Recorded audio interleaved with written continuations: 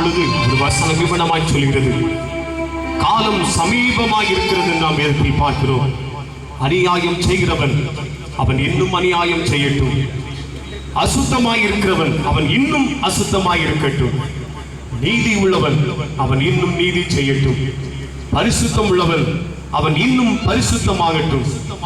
இதோ சீக்கிரமாய் வருகிறேன், அவனவனுடைய கிரியைகளின்படி அவனவனுக்கு நான் அளிக்கும் பலன் என்னோட கூட வருகிறது. வருகை மிகவும் சமீபம்.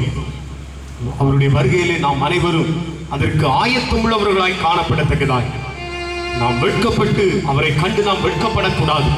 நம்முடைய வாழ்க்கையிலே ஒவ்வொரு நாளும் பரிசுத்தத்தை நாம் காத்துக்கொண்டு அவருடைய வார்த்தையின்படி ஜீவித்து அவருக்காய் நாம் ஆயத்தம் உள்ளவர்களாய் காணப்பட வேண்டும். நாம் வேதத்தில் பார்க்கும் பொழுது யாக்கோபு ஒரு தேவதூதனோடு அவன் இரவும் முழுவதும் அவன் போராடி ஜெபித்தான்.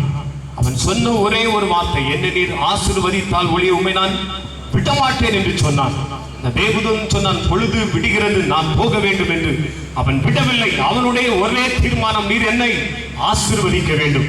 இந்த 6வது நாள் நற்செய்தி கூட்டத்தில் நாம் ஒரு சில நிமிடங்கள் ஒரு தெரிந்த ஒரு பாடலை பாடி நாம் ஆராதிக்க போகிறோம். எல்லாரும் சற்று நேரம் வீணான எண்ணங்கள், காரியங்கள் எல்லாவற்றையும் நாம் ஒதுக்கி வைக்க வேண்டும். வேதத்தில் பார்க்கும் பொழுது அந்த யாப்போக்கு ஆற்றங்கரையிலே அந்த யாக்கோபு அவனுக்கு இருந்ததான எல்லாவற்றையும் அவன் அக்கறை படித்து வைத்தான் என்று வேதத்திலே பார்க்கிறோம். நம்முடைய மனதிலே காணப்படுகிற வீணான காரியங்கள், சிந்தைகள், பாரங்கள் எல்லாவற்றையும் நாம் ஒதுக்கி வைத்துவிட்டு ஒரு சில நிமிடங்கள் நாம் தேவனுடைய சமூகத்திலே நாம் காத்திருப்போம். அல்லேலூயா.